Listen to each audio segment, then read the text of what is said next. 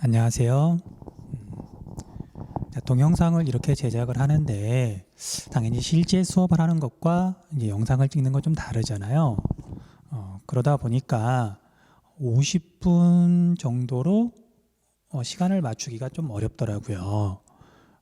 사실 뭐 실제 수업할 때도 뭐 힘들거나 그러면 잠깐 쉬어가기도 하고 뭐 다른 얘기를 하기도 하고 그렇게 하는데 약간 낯선 방법으로 수업을 하다 보니까 이렇게 깔끔하게 동영상 하나로 만들면 좋겠지만 뭐 두 개, 뭐 때로는 뭐 한 차시에 세 개 정도로 수업을 하게 될 것 같아요. 뭐 선생님도 점점 익숙해지면 아마 하나로 언젠가는 되겠지만 당분간은 이렇게 가더라도 이해해 주세요. 그리고 이제 아침에 이제 선생님 입장에서는 아침인데 아침에 이렇게 마이크를 처음 써보니까 울리는 건 조금 줄어들었는데 너무 또 긴장한 나머지 입에 너무 가까이 된 거예요. 마치 노래방에서 노래하듯이.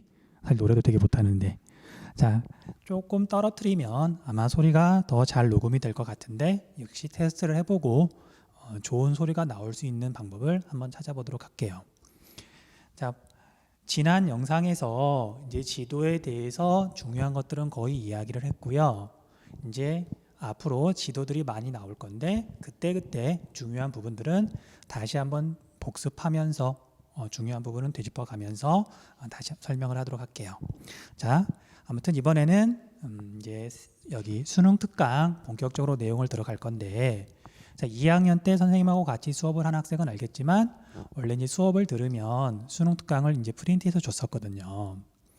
올해도 그러고 싶었는데 뭐 학생들이 학교에 와야 뭐 주든지 말든지 할 텐데 일단 학생들이 학교에 없어서 어쩔 수 없이 여러분들은 이제 자료실에 올려놓은 수능 특강을 그때 인쇄를 하든지 프린트를 하든지 아니면 어차피 이제 1년 동안 공부를 할 거니까 서점에서 사든지 해서 수능 특강을 준비해 주시면 좋을 것 같아요. 자, 처음 들어가 볼게요. 자, 세계화와 지역 이해라고 되어 있는데 자, 세계화 뭐 어려운 단어는 아니죠. 그리고 이제 어쩔 수 없이 교재를 만들다 보니까 이제 페이지를 어느 정도 채워야 돼서 사실 쓸데없는 내용들이 여기에 좀 많이 포함이 돼 있더라고요. 그래서 여러분들이 이제 꼭 알아야 되는 것들만 여기는 빠르게 하고 넘어갈게요. 자, 참고로 선생님이 넘어간다 그래서 넘어간다 그럴 때 여러분들이 판단을 할 줄 알아야 돼요. 저게 정말 중요한 내용인데 선생님이 그냥 막 넘어가면 어떡하지? 선생님을 과연 정말 믿어도 되나? 그렇죠. 이럴 땐 여러분들이 어떻게 확인을 해야 되냐면 일단 수업을 듣고 여기에 해당하는 1단원에 해당하는 기출 문제를 꼭 보셔야 돼요. 그러면 지리 선생님이 왜 이 부분을 왜 빠르게 넘어갔는지 이해할 수 있을 거예요. 자, 아무튼 우리 세계화를 볼게요. 자, 세계화는 영어로 글로벌라이제이션이라고 하는데 과거에 비해서 교통과 통신이 빠르게 발달하다 보니까 전 세계가 하나의 공동체로 통합되는 현상이다. 자, 여러분들 현재 오늘날 우리나라에서 미국을 비행기를 타고 가면 얼마쯤 걸릴까요? 10시간? 11시간? 자, 그런데 이제 비행기가 없던 시절에는 배를 타고 갔겠죠. 그러면 뭐 배가 속도가 좀 다르긴 하지만 옛날에는 뭐 한 달 이상 걸리고 그랬었어요. 배에서 먹고 자고 한 달쯤 있어야 미국에 도착했는데 지금은 그냥 한 10시간, 11시간 정도 비행기를 타면 미국에 도착할 수 있죠. 뭐 실제로 이렇게 움직이는 것뿐만 아니라 뭐 인터넷, 뭐 전화, 기타 등등 미국에서 벌어지고 있는 일을 우리가 실시간으로 알 수가 있잖아요. 그러다 보니까 이제 세계가 하나로 점점 통합되어 간다. 이런 걸 세계화라고 하죠. 자, 그런데 약간 이런 추상적인 개념은 뭐 알 것 같지만 이게 확 와닿지는 않죠. 그래서 조금은 구체적으로 살펴볼게요. 자, 교통과 통신이 발달하면서 시 공간이 압축된다는 건 뭔가 줄어든다는 얘기죠. 자, 그래서 시간, 우리나라에서 미국을 가는데 과거에는 뭐 한 달쯤 걸렸는데 지금은 한 10시간이면 가더라. 그죠? 시간이 줄어든 거죠. 그 다음에 공간은 자, 우리가 사실 우리나라와 미국이 실제로 뭐 더 가까워지거나 그런 건 아니에요. 그러니까 그걸 절대 거리라 그러는데 또는 실제 거리라 그러는데 실제 거리는 그대로지만 사람들이 느끼는 공간 있죠. 자, 우리가 뭐 예를 들면 여기에서 여기까지 뭐 10,000km가 떨어져 있어라고 실제 거리를 말하기도 하지만 여기에서 여기까지 하루 거리야. 또는 뭐 2시간 거리야. 그런 식으로 거리를 말하기도 하죠. 그래서 교통과 통신이 발달하면 공간도 사람들이 느끼는 공간도 점점 압축이 되고 줄어들어요. 그래서 우리나라에서 미국까지는 지금은 한나절 거리 그렇게 표현할 수가 있겠죠. 그러다 보니까 이제 상호 의존성이 증가하더라. 자, 그다음에 자, 이런 세계화가 진행이 되면서 이제 여러 가지 부분의 변화가 일어나는데 자, 그중에 경제가 굉장히 중요해요. 자, 오늘날 세계에서 세계를 주름잡고 있는 건 자본주의죠. 경제 활동의 중심이란 말이에요. 그래서 경제와 관련해 가지고 중요한 단어를 여기서 찾아내고 또는 이렇게 뽑아낼 줄 알아야 돼요.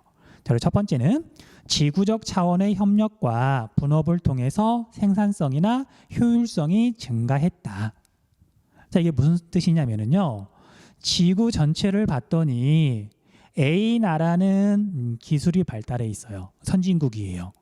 그래서 여기는 주로 이제 연구 같은 걸 하고 그다음에 어떤 기업이 있으면 커다란 기업이 있으면 그 기업의 본사 같은 게 있는 거고. 자, 그런데 이제 이 기업에서 물건을 생산하려고 봤더니 자기 나라는 이제 인건비가 비싼 거예요. 그럼 공장을 A 나라 선진국에 짓는 것보다는 뭐 중국이나 뭐 베트남이나 개발도상국 또는 저개발 국가에 공장을 지으면 인건비, 생산비가 적게 들겠죠. 그런 식으로 어떤 제품을 생산하고 뭐 유통하고 그러는 과정에서 기업이 경제 활동을 하는 과정에서 그게 한 공간에서 일어나는 게 아니라 여러 지역에서 일을 나누어서 한다. 자, 그걸 우리가 뭐라고 부르냐면요. 한국 지리에서는 보통 공간적 분업, 공간이 일을 나누어서 한다. 그렇게 표현을 했었고요. 자, 세계지리 시간에는 보통 뭐라고 표현하냐면 국제적 분업이라고 불러요. 국제적 분업.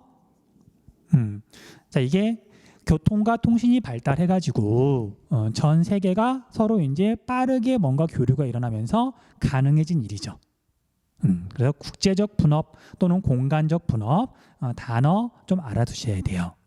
자, 그다음에 자, 이렇게 경제가 세계화가 됐는데 그러면서 등장했고 그러면서 성장했고 그러면서 오늘날 세계 경제에서 굉장히 큰 역할을 하는 어떤 존재가 있어요. 그게 뭐냐면 자, 여러분 이런 말 다 들어봤을 거예요. 다국적 기업. 자, 기업은 어쨌든 생산 활동을 하고 경제 활동을 하는 주체인데 이 기업이 여러 나라에 걸쳐서 경제 활동을 한다. 그 여러분들이 알고 있는 좀 규모가 있는 기업들은 거의 대부분 다국적 기업이라고 생각하시면 돼요. 뭐 삼성, 애플, 뭐 나이키 그런 것들, 뭐 LG도 마찬가지고요. 현대자동차도 마찬가지고 대부분이 다국적 기업이더라. 그래서 어떤 사람들은 이렇게 말을 하기도 해요. 세계화를 뭐라고 표현하냐면 국경이 없어지는 거, 국가의 어떤 규제나 그런 게 점점 줄어드는 거. 왜 국경이 없어지고 국가의 규제가 줄어들까? 다국적 기업이 경제 활동을 하고 싶은데 나라에서 다른 나라로 이렇게 물건 같은 게 이동할 때 뭐 관세 같은 게 매겨지고 그 다음에 나라마다 어떤 규제가 다르면 얘네들이 경제 활동을 하는 게 힘들잖아요. 불편하잖아요. 그래서 다국적 기업이 중심이 돼서 자기들이 경제 활동을 하는 데 있어서 좀 걸림돌이 되는 걸리적거리는 것들을 좀 줄여나가자. 그걸 세계화라고 보는 사람들도 많아요. 일면 타당한 면이 있죠. 자, 아무튼 오늘날은 나라마다 뭐 선진국이냐 개발도상국이냐 뭐 과학이 발달했냐 그렇지 않느냐 뭐 인건비가 비싸냐 싸냐 그거에 따라서 서로 다른 일을 국가별로 나누어서 하거나 그 다음에 다국적 기업이 경제 활동의 중심이다. 그 정도만 이렇게 알아두시면 될 것 같아요. 그 다음에 문화적으로는 뭐 교류가 많아지면 전 세계의 문화가 골고루 퍼지고 뭐 또 융합되고 그래서 여러 가지 문화 현상이 나타난다. 뭐 이건 쉬운 내용이죠. 자, 그래서 이건 넘어가시면 되고요. 자, 그다음에 지역화와 지역 전략이라고 있는데, 자, 이것도 약간 추상적인 개념이에요. 자, 위에서 세계화는 이제 세계가 하나가 되는 것이라 그런다면, 지역화는 그런 세계화의 흐름 속에서 특정 지역의 어떤 독특한 문화나 뭐 생산품이나 그런 게 있으면 그게 전 세계적으로도 통용이 된다. 통용이 된다. 그런 뜻이어서 지역의 특색을 살리자는 뜻이에요. 그래서 이제 얘는 크게 두 가지 개념을 좀 알아두시면 되는데, 물론 하나가 중요하고 나머지는 좀 덜 중요해요. 그 첫 번째가 지리적 표시제예요. 지리적 표시제. 자, 이건 한국 지리를 예로 들면 조금 쉬울 것 같아요. 어떤 것을 생산하는 데 있어서 이게 뭐 농산품일 수도 있고 또는 이렇게 뭐 사람이 손으로 만드는 것일 수도 있고요. 무언가를 생산하는 데 있어서 그 지역의 자연 환경 같은 것들이 영향을 많이 미칠 경우, 쉽게 말하면 그 지역에서만 생산되는 경우, 그 지역을 이제 브랜드로 인정해 주는 거예요. 자, 그러면 우리나라로 예를 든다 그랬잖아요. 되게 유명한 지역들이 있어요. 무언가로 되게 유명한 지역들. 먹을 거가 쉽겠죠. 자, 여러분들 녹차로 유명한 동네가 어디죠? 녹차로 유명한 지역. 그렇죠. 보성. 전라남도 보성. 그래서 전라남도 보성, 이게 지리적 표시지예요. 그 다음에 우리가 고추장, 뭐 된장, 장으로 유명한 곳은 뭐 순창. 그렇죠? 그 다음에 대나무로 유명한 곳은 전라남도 담양. 그런 식으로 지역의 어떤 특성이 생산품에 강하게 영향을 미치는 경우 그것을 이제 증명하고 표시해주는 제도를 지리적 표시제라 그러고요. 그다음에 전 세계는 당연히 기후가 지역마다 되게 다양하고 자연 환경이 독특하기 때문에 지리적 표시제가 굉장히 많아요. 다만 우리가 아직은 잘 모를 뿐이고, 그리고 이제 사실 세계지리 전체 내용에서 특정 지역에서 뭐가 나오더라, 뭐 먹을 거가 나오더라, 그런 건 사실 잘 다루진 않아요. 그냥 지리적 표시제라는 게 있더라, 단어 정도만 기억해 두시면 될 것 같아요. 자, 그다음에 이제 세계화 시대에 그 지역의 어떤 특성을 살려서 뭐 홍보를 하고 그럴 때 정말 그 지역의 특징이 영향을 미치는 것들이 있거든요. 그럼 어떤 지역 가면 또 무조건 생각나는 거, 이게 생산품하고 좀 달리 그 지역을 상징하는 어떤 게 있어요. 자, 예를 들면 여러분들이 프랑스 파리를 간다. 그럼 무엇을 보고 싶을까요? 뭐 에펠탑을 보고 싶은 친구들도 있을 거고, 또는 이제 뭐 루브르 박물관을 보고 싶은 친구들도 있을 거고, 또는 뭐 베르사유 궁전을 보고 싶은 친구들도 있을 거고, 아니면 거기에 있는 하천, 센강을 보고 싶을 수도 있을 거고, 또는 이제 우리가 뉴욕을 가게 되면 뭐 자유의 신상을 보고 싶을 수도 있을 거고, 그 다음에 오스트레일리아 시드니 같은 경우에는 우리가 오페라 하우스가 유명하죠. 그래서 그 지역을 대표하는 어떤 것을 이용해서 지역을 알린다, 마케팅을 한다, 이런 걸 장소 마케팅이라고 불러요. 그 다음에 지역 브랜드화는 뭐 적어놓긴 했지만 별 뜻은 없으니까 넘어가시면 되고요. 그 다음에 우리가 이제 글로컬라이제이션이라 그러는데 세계화와 지역화의 합성어죠. 그래서 다른 나라 것을 뭐 받아들이고 뭐 추구하고 뭐 배우고 그런 것도 필요하지만 자기만의 고유한 것도 이렇게 살려야 된다. 그런 의미라고 생각하시면 될 것 같아요.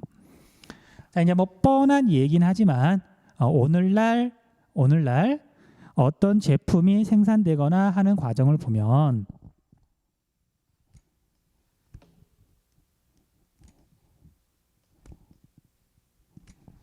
이런 식이죠.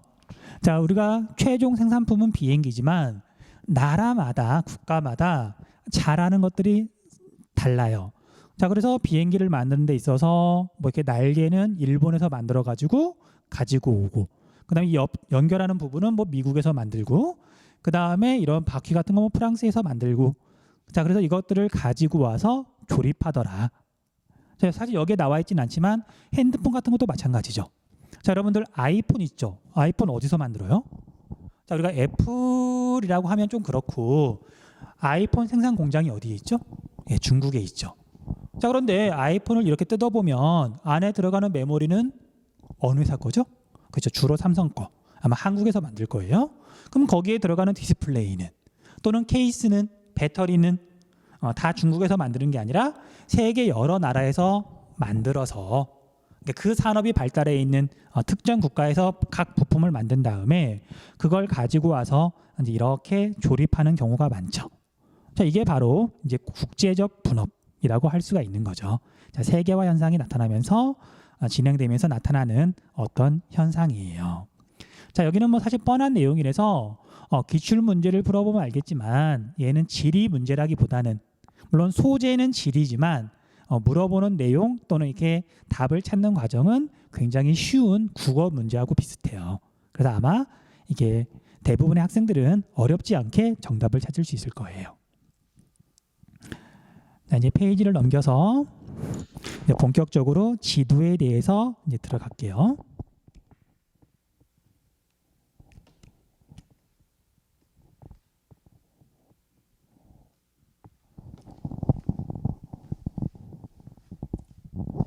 이제 여러분들은 이제 당연히 뭐 고등학교 3학년 학생이니까 이 내용을 처음 볼 텐데 우리가 교과서가 바뀌면서 이게 단원 순서, 내용 순서가 조금 바뀌었더라고요. 뭐 그러다 보니까 선생님도 조금 고민을 했는데 여러분들 입장에서는 이렇게 교재 순서대로 수업을 되도록이면 맞춰주는 게 뭐 수업하기도 편하고 나중에 복습할 때도 편할 것 같아서 어지간하면 교재 순서대로 맞춰서 할게요. 자, 그래서 이제 내용 들어가기 전에 하나만 부연적으로 설명을 하고 할게요. 자, 이전 영상에서 지도를 제작할 때는 도법, 투영법이라는 걸 이용한다 그랬었죠. 자, 투영법을 이용하는 이유는 지구는 입체인데 구체인데 그걸 평면인 지도로 나타내려면 과학적인 방법이 필요하다. 그래서 도법이란 걸 쓴다 그랬는데 그러면 이제 우리가 지도를 보고서 이 지도는 도법을 써서 제작했는지 아니면 그냥 경험적으로 그냥 그렸는지 이걸 어떻게 구분할 수 있느냐. 사실 하나만 보면 돼요. 자, 지도 가운데 지구를 구체로 인식하고서 입체로 인식하고서 도법을 써서 자, 도법을 썼다는 말은 그냥 아무렇게나 막 그린 게 아니라 과학적으로 제작했다는 뜻이에요. 그래서 이렇게 제작한 지도에는 반드시 뭐가 있냐면요. 지도를 보면 나타나요. 위선과 경선이 그려져 있어요. 자, 위선과 경선은 가상으로 그은 선이거든요. 뭐 이게 정확한 개념은 아직 잘 모르더라도 위선과 경선이 있는 건 알고 있죠. 자, 얘는 지구라고 하는 이제 천체에서 지표면의 위치를 나타내기 위해서 수많은 세로선과 적도를 기준으로 수많은 가로선을 그어놨잖아요. 그래서 어떤 지점의 위치를 표시하잖아요. 그리고 위선과 경선은 구체인 표면에서 위치를 표시하기 위해서 만든 거기 때문에 지도상에 위선과 경선, 가로선과 세로선이 그어져 있다. 그러면 그것만 보고도 이 지도는 지구를 구체로 인식했구나, 도법을 사용했구나, 과학적으로 제작했구나, 그걸 알 수가 있는 거예요. 근데 참고로 한 가지 조심해야 될 거. 자, 이제 나중에 공부를 하다 보면 지도상에 가로선, 세로선이 아니라 이렇게 대각선 또는 사방팔방으로 이렇게 선이 그어져 있는 지도도 있어요. 자, 이거 위선과 경선이다, 위선과 경선이 아니다. 그렇죠? 위선과 경선이 아니에요. 위선과 경선은 기본적으로 남쪽과 북쪽, 얼마만큼 남쪽이냐, 얼마만큼 북쪽이냐, 얼마만큼 동쪽이냐, 얼마만큼 서쪽이냐, 그걸 나타내는 거기 때문에 가로선과 세로선이 위선과 경선이고요. 대각선 또는 뭐 이렇게 비스듬한 그런 직선들이 여러 개가 있다. 이런 건 위선과 경선이 아니고 지구를 뭐 구체로 인식한 것도 아니고요. 잘 구별하셔야 돼요. 뒤에 가서 이런 지도가 나오면 물론 다시 한번 설명을 해드릴게요. 자, 그래서 일단 이렇게 다시 하나 보충 설명을 했고요. 이제 지도 중에 비중은 조금 적지만 어쨌든 그래도 가끔 물어보는 우리 동양에서 제작한 세계 지도를 한번 살펴볼게요. 동양에서 제작한 세계 지도. 자, 사실 지도는 굉장히 많은데 그 지도를 다 외울 수는 없어요. 그래서 지도를 보고서 이제 특징을 분석하는 방법, 선생님이 지난 영상에서 설명했던 그걸 기준으로 살펴보는 게 좋아요. 자, 뭐 이렇게 화이도, 뭐 이렇게 대명 홀리도, 혼일도 이런 거 읽을 필요 없고 외울 필요 없고요. 그냥 지도 자체만 보시면 돼요. 자, 좀 확대해서 볼까요?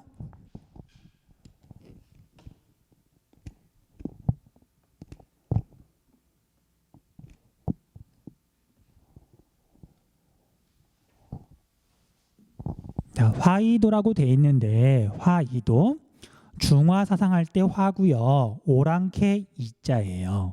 자, 중국 애들은 자기들이 세상의 중심, 중화 사상. 그다음에 주변은 오랑캐다. 오랑캐 이자. 그래서 중국을 중심으로 해서 주변 지역까지 표시한 지도예요. 자, 그래서 당연히 연도를 봤더니 1136년이라고 돼 있는데 거의 1000년 전이죠. 자, 일단 그래서 지도가 아주 정교하진 않아요. 우리나라 뭐 고려시대 초내 중기 그쯤 되겠네요. 자, 그래서 정말 똑같이 비교하면 안 되고요. 큰 틀에서 여기가 어디쯤이다 정도만 구별하시면 돼요. 자, 여기가 황해고요. 그 다음에 이쪽이 남해예요. 이쪽이 남해. 자, 그 다음에 이쪽이 황해, 서해라 그럴게요. 우리는 보통 서해라고 부르니까. 그러면 중국과 우리 이제 여기가 조선은 아니겠네요. 고려가 되겠죠. 연도를 보니까. 그 다음에 이쪽이 중국이 될 거고. 그쵸? 그러고 봤더니 이제 중국하고 조선 외에 다른 지역들 뭐 아메리카나 뭐 유럽이나 그런 건 사실 어디에 있는지도 잘 모르겠죠. 그래서 이 지도를 보고서 뭐 이렇게 유럽이 표시되어 있느니 안 돼 있느니 그런 걸 따질 필요는 없고요. 보고서 이제 우리가 유추할 수 있는 거, 지도 자체로 유추할 수 있는 거, 그거 몇 가지만 체크를 하시면 돼요. 자, 먼저 첫 번째. 자, 이 지도는 과학적으로 제작했다 아니면 그냥 경험적으로 그렸다. 그렇죠? 얘는 지금 위선과 경선이 없잖아요. 그리고 지구가 구체라는 게 구체가 아니라 평면으로 인식하고 그린 거기 때문에 제작한 거기 때문에 위선과 경선이 없어요. 자, 그다음에 이 지도에는 신대륙이 포함이 돼 있을까요? 안 돼 있을까요? 자, 이건 지도의 표현 범위를 물어보는 거예요. 자, 아까 말했듯이 뭐 아메리카나 그런 거 없죠. 오세아니아 그런 거 없죠. 그리고 여기는 신대륙은 표현되어 있지 않다. 표현되어 있지 않다. 자, 참고로 1136년이 이렇게 연도가 써 있는데 콜럼버스가 아메리카 대륙에 처음 도착한 게 1492년이에요. 뭐 세계사를 하는 친구들은 당연히 알고 있어야 되는 연도인데 이 연도를 기준으로 뭐 외운다기보다는 여러분들이 이렇게 뭔가 좀 확실하게 알고 싶을 때 지도의 제작 연도를 보면 아메리카가 있는지 없는지 분명하게 알 수 있어요. 자, 그다음에 이 지도는 뭐 특정 종교의 영향을 뭐 받지는 않았는데 방위 표시를 한번 볼게요. 자, 일반적인 지도는 방위가 위쪽이 북쪽, 아래쪽이 남쪽, 오른쪽이 동쪽, 왼쪽이 서쪽이죠. 자, 우리나라, 그 다음에 중국, 우리가 현재 보는 이용하는 세계 지도랑 거의 같죠. 그리고 여기는 위에가 북쪽이고 아래가 남쪽이죠. 외우는 게 아니라 그냥 지도 모양을 보고서 유추하면 되는 거예요. 넘어갈게요. 자, 그에 비해서 오른쪽에 있는 고려 만국 전도를 한번 볼게요. 영상을 좀 신경 써서 찍고 있는데 핸드폰이 아니라 선생님이 쓰는 카메라 가지고 좀 찍고 있는 중이에요. 그래서 조금 걱정되는 게 사실 이 내용이 잘 보여야 되는데 선생님도 사람인지라 밝기 기준을 화면이 아니라 선생님 얼굴에 맞췄거든요. 얼굴이 약간은 뽀샤시하게 보이게. 그래서 여기가 약간 흐리게 나올 수 있을 것 같아서 좀 걱정인데 뭐 여러분들은 교재에 있는 뭐 자료를 보면 되니까. 자, 이 자료를 봤더니 먼저 눈에 보이는 거, 밑에 있는 설명 없이 눈에 보이는 걸 이렇게 살펴보면 가로 세로로 수많은 선들이 그어져 있죠. 경위선이 그어져 있잖아요. 자, 얘는 지구를 구체로 인식하고서 과학적으로 제작한 지도예요. 그렇죠? 자, 그다음에 오늘날 이런 대륙의 모양하고 약간 다를 수는 있지만 그래도 경험이 어느 정도 쌓이다 보니까 오늘날 세계 지도랑 많이 비슷해요. 그거 보고서 어디가 표현이 되어 있는지 그런 것도 좀 찾을 수가 있어요. 한번 볼까요? 자, 여기를 봤더니 이탈리아 반도도 보이고요. 이베리아 반도도 보이고, 이렇게 봤더니 여기 스칸디나비아 반도도 있네요. 그 다음에 여기 영국도 표시가 되어 있고요. 그 다음에 지중해가 이렇게 있으면 아프리카 이렇게 표현이 되어 있고, 소말리아, 아프리카의 뿔도 있고요. 마다가스카르도 있고, 아라비아 반도도 있고, 인도도 있고, 동남아시아도 있고, 우리 조선과 여기 일본까지도 표현이 되어 있네요. 자, 이 바다는 태평양이 될 것이고요. 그 다음에 여기는 정확도가 상대적으로 떨어지지만, 왜냐하면 발견한 지 많은 시간이 지난 건 아니라서 정보가 좀 부족해서 그래요. 어쨌든 그래도 이렇게 해가지고 파나마 지역도 표시가 되어 있고, 이렇게 남아메리카도 표시가 되어 있죠. 그렇죠? 그래서 신대륙 아메리카가 표현되어 있다. 그것도 알 수가 있는 거죠. 그래서 지도를 있는 그대로 보고 판단하시면 돼요. 투영법을 이용했다. 과학적인 방법으로 제작했다. 아메리카 신대륙이 표현되어 있다. 됐죠? 넘어갈게요.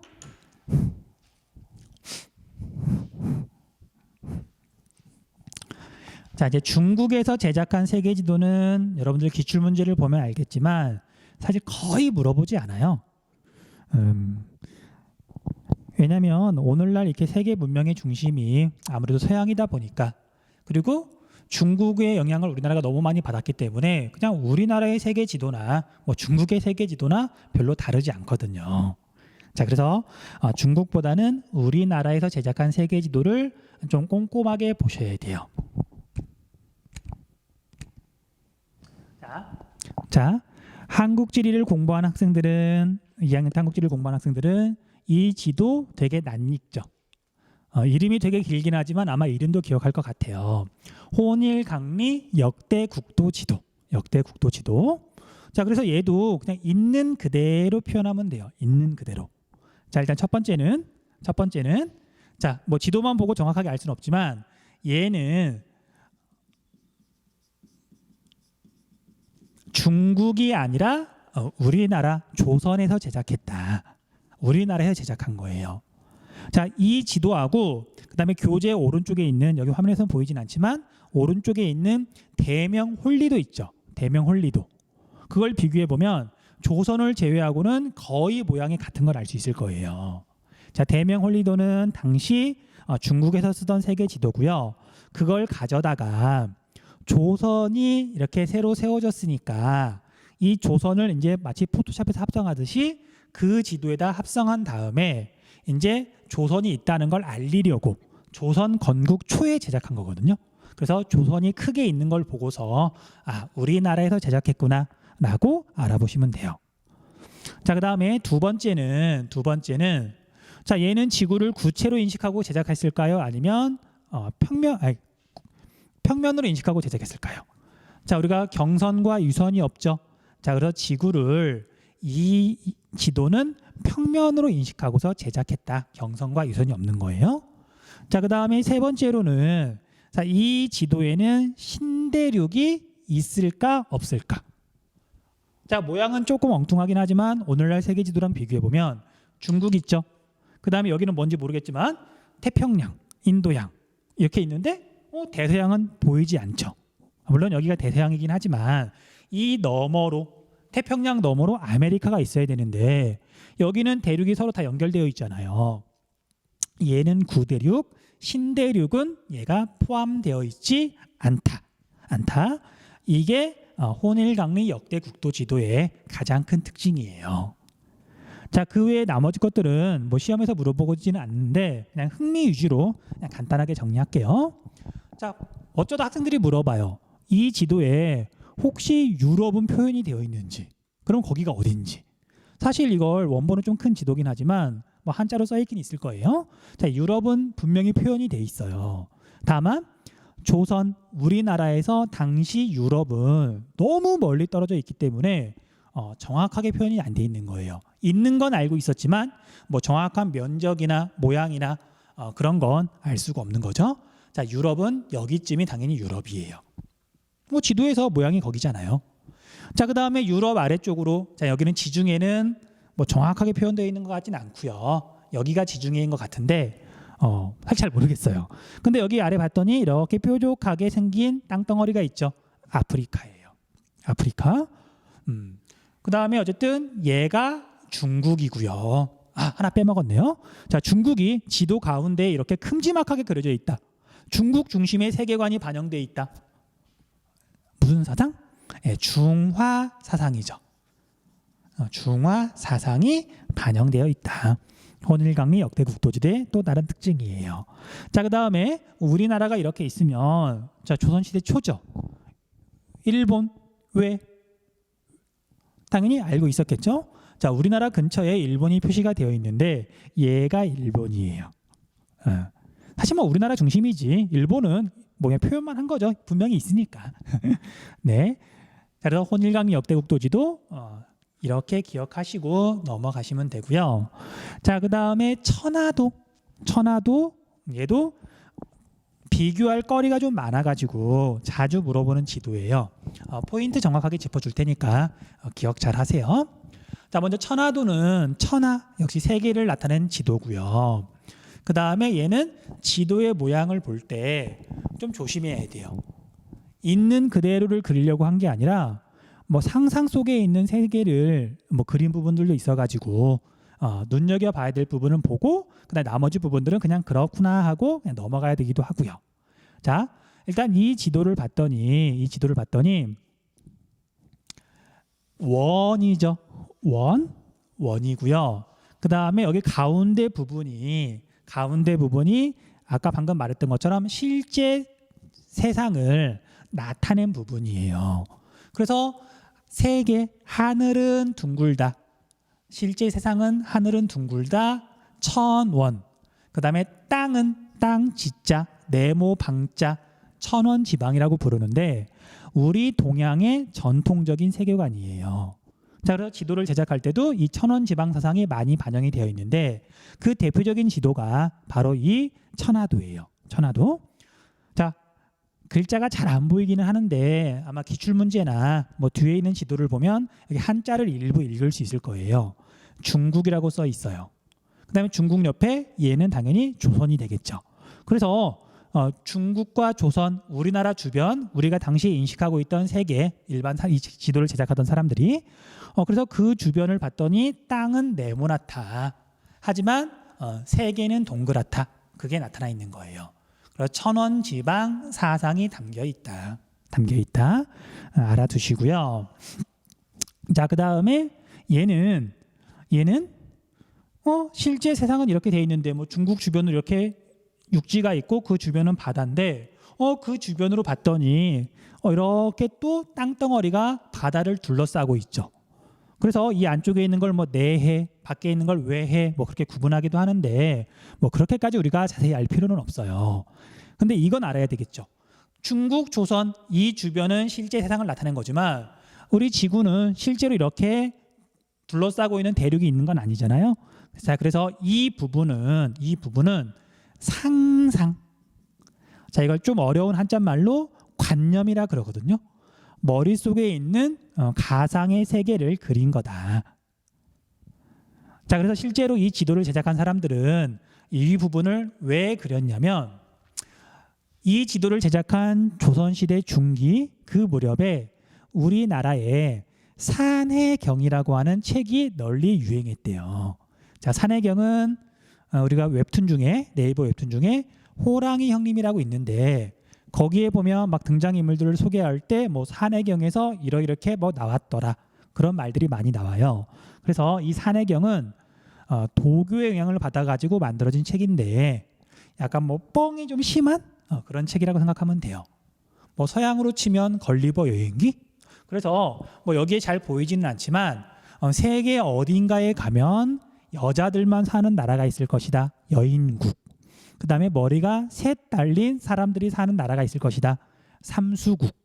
그 다음에 온몸이 털로 뒤덮인 사람이 사는 나라가 있을 것이다. 모인국. 그런 가상의 세계들이 있을 거라면서 이렇게 표현을 해놓은 거예요.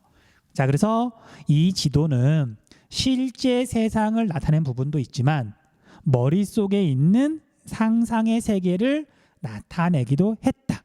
그리고 이 상상의 세계는 도교의 영향을 받아서 만든 거다. 그 정도만 기억해 두시면 될 것 같아요. 자, 물론 선생님이 설명하진 않았지만 지도 가운데 중국이 있죠. 중화 사상이 강하게 반영되어 있어요. 됐죠?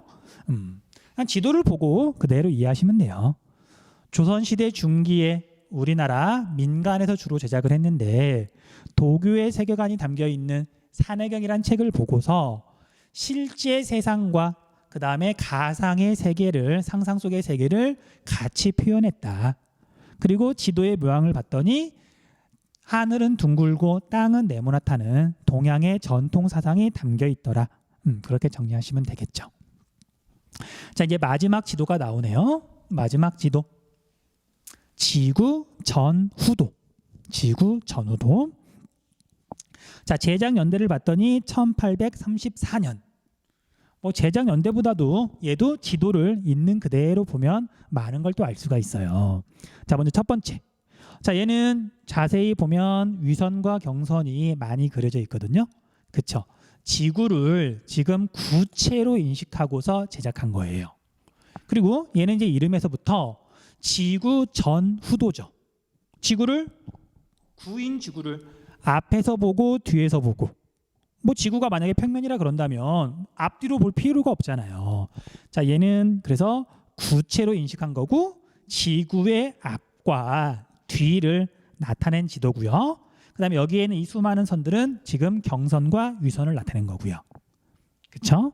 자, 그 다음에 이 지도에 보면 경선 중에 약간 눈에 띄는 경선이 아니라 위선 중에 이렇게 눈에 띄는 위선이 이렇게 그어져 있는데 얘는 나중에 공부하겠지만 회귀선이라고 불러요.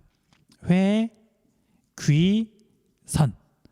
위도로 23.5도인데 태양이 수직으로 비추는 범위 가장자리, 그게 회귀선인데 나중에 뒤에 가서 자세히 설명을 해줄게요. 그 다음에 이제 이게 호기심이 많은 학생들은 그럼 이건 뭐냐? 라고 물어보기도 하더라고요. 자, 이제 이 자료에선 잘 안 보이지만 뭐 인터넷 같은 거 찾아보면 뭐 굳이 찾아보진 마세요. 자, 우리 동양에는 24절기가 있죠. 그래서 각 절기마다 태양의 위치를 지금 표시한 거예요. 태양의 위치를. 자, 아무튼 그래서 지구 전후도 얘도 모양이 독특해가지고 아마 여러분들이 한번 보면 안 잊어버릴 건데, 자, 이제 이 지도에서 기억해야 되는 거 한 두 가지만 이야기를 할게요. 자, 첫 번째는 이 지도는 당시 조선에서 중국 중심 세계관을 극복하는데 많은 도움이 돼요. 중국 중심 세계관을 극복하는데 많은 도움이 된다. 자, 그 이유가 왜 그러냐면요. 앞에서 한번 이야기를 했었는데, 자, 만약에 지구를 평면이라고 인식하고 있었다. 평면으로. 자, 그래서 옆에 있는 그 호닐강리 역대국도 지도나 아니면 우리가 천하도를 보면 지도 가운데에 중국이 있죠. 우리가 원반에는 중심이 있다 그랬잖아요. 자, 하지만 축구공의 표면, 구의 표면에서는 중심이 없잖아요. 그렇죠? 그래서 중심이 없기 때문에 지금까지는 중화사상, 중국이 세상의 중심이라고 알고 있었지만 서양의 이런 지리 지식 같은 게 또는 지도 제작 같은 것들이 전해지면서 지구는 둥글고 중국이 세상의 중심이 아니구나. 그걸 알게 된 거죠. 그래서 중국 중심 세계관, 중화 사상을 탈피하는 데 큰 도움이 됐다. 꼭 체크하셔야 돼요. 체크하셔야 되고요. 그 다음에 얘에 대해서 또 가끔 물어보는 게 조선시대 후기에 실학자인 최한기가 제작했다는 거. 뭐 사람 이름보다는 실학자가 제작했다는 것도 알아두시면 좋아요. 자, 여기까지가 우리 중국을 비롯해서 우리나라 동양에서 제작한 세계 지도에 대한 설명이었습니다. 좀 짧게 하고 싶었는데 뭐 말을 하다 보니까 길어지네요. 뭐 어쩔 수 없죠. 자, 혹시 이제 동영상을 들을 때 뭐 1배속으로 들을 친구들은 1배속으로 들으시면 되고요. 뭐 속도 조절이 가능하니까 뭐 1.25배속, 1.5배속 자기한테 맞춰가지고 들으시면 될 것 같아요. 자, 오늘은 여기까지 하겠습니다. 다음 시간에 볼게요.